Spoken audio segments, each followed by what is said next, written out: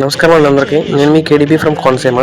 మా చెల్లి మా బావగారు మా మేనల్లుడి అక్షరాభ్యాసం కోసం డాక్టర్ బిఆర్ అంబేద్కర్ కోనసీమ జిల్లా ఐనవిల్లో ఉన్న శ్రీ విఘ్నేశ్వర స్వామి టెంపుల్ కి తీసుకొచ్చారండి. ఇక్కడ అక్షరాభ్యాసం కోసమే కాకుండా అన్నప్రాసం చేయడానికి కూడా చాలా మంది పిల్లలు తీసుకురావడం జరిగిందండి. లోపలికి రాగానే పూజ అయితే త్వరగా మొదలు పెట్టేశారు. మా పాప అయితే బిజీగా ఫోన్ మాట్లాడేస్తుంది. మా పాప అయితే తినడానికి ఏమైనా ఇస్తే ఫస్ట్ నాకు పెట్టి తర్వాత తను తింటుందండి.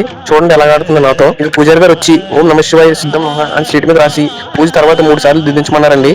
ఈ అక్షరాభ్యాసానికి సంబంధించిన పూజ అంతా పూర్తయిన తర్వాత మా వాడికి ఎరేజర్స్, స్లేట్స్, పెన్సిల్స్ ఇవన్నీ కూడా ఇచ్చి అక్కడ ఉన్న పిల్లలకి పంచిపెట్టించారండి. మా వాడేమో ఏమన్నా మా అన్న అంటూ ఆలోచిస్తున్నాడండి పిల్లలకి. తర్వాత ఫోటో సెషన్ అంతా పూర్తయిన తర్వాత మా మేనల్తో పాలాభిషేకం చేయించానండి విఘ్నేశ్వరుడికి. నారికేలం సమర్పించినంతనే కోరికలు తీర్చే స్వామి అంటండి ఇక్కడ ఉన్న విఘ్నేశ్వర స్వామి. ఇక అక్షరాభ్యాసం అయిపోయిన వెంటనే మా ఫ్యామిలీ అందరం కలిపి దర్శనానికి అయితే వెళ్ళిపోయామండి.